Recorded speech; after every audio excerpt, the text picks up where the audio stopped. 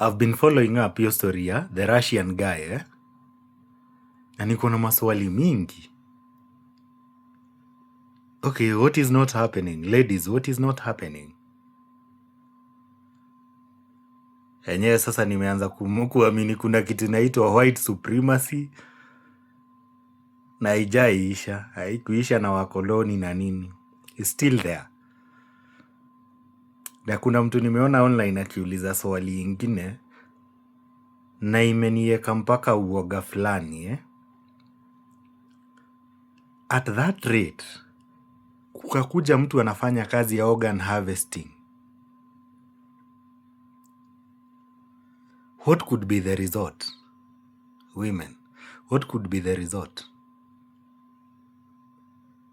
Ama ikue, kai, that is scary, guys.